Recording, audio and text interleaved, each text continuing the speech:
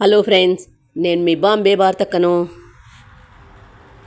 Bachelors కానీ, కొత్తగా వంట నేర్చుకునే వాళ్ళు కానీ, బిగినర్స్ కానీ ఎవరైనా చేయగలిగిన దాల్ కిచిడి.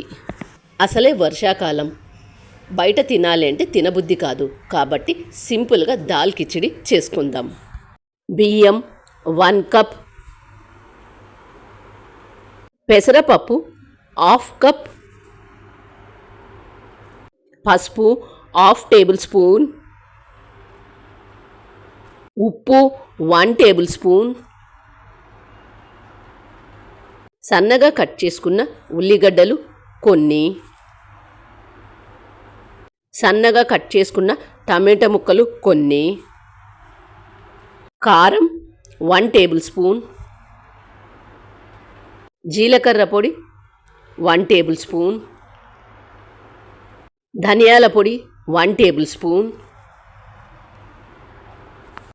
ఒక కుక్కర్ తీసుకొని ఇందులో 1 కప్ బియ్యం వేసుకొని, 1/2 కప్ పెసరపప్పు వేసుకొని, వీటిని ఒకసారి శుభ్రంగా వాష్ చేసుకొని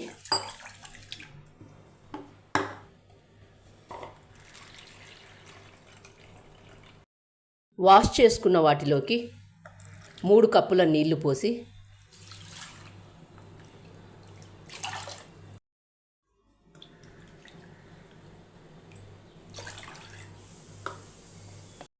వాష్ చేసుకున్న దాంట్లోకి 1/2 టేబుల్ స్పూన్ పసుపు,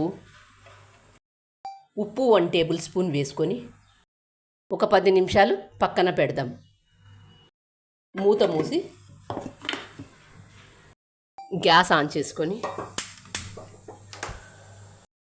కుక్కర్ పెట్టుకోవాలి.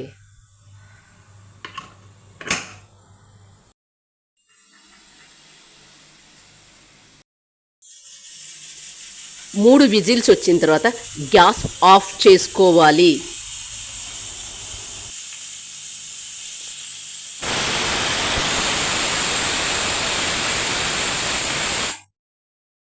మళ్ళీ గ్యాస్ ఆన్ చేసుకొని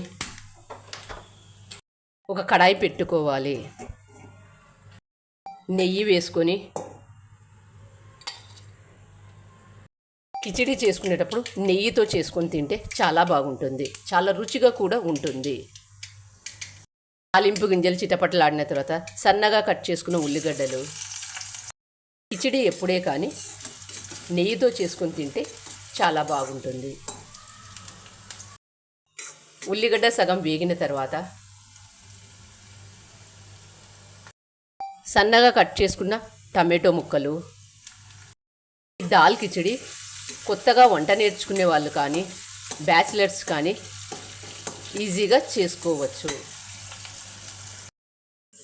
టమాటో బాగా ఉడికిన తర్వాత జీలకర్ర పొడి, ధనియాల పొడి, మరి కాస్త పసుపు, కుక్కర్కున్న ఆవిరంతా పోయిన తర్వాత మూత తీసి చూడండి ఎంత బాగా ఉడికిందో. ముందుగా కుక్కర్లో ఉడికించుకున్న దాన్ని ఈ బాండిలో వేసుకొని ఒకసారి అంతా బాగా కలుపుకొని, కిచిడి రుచిగా ఉండాలి అంటే వేడి వేడి నీళ్ళు ఇందులో పోసుకొని మరొకసారి బాగా కలుపుకోవాలి. కిచిడి జారుగానే ఉండాలి, చల్లారితే కొద్దిగా గట్టిగా అవుతుంది. అసలే వర్షాకాలం, బయట తినాలి అంటే తినబుద్ధి కాదు. ఇలా సింపుల్గా ఇంట్లో కిచిడి చేసుకొని తింటే ఎంత బాగుంటుంది.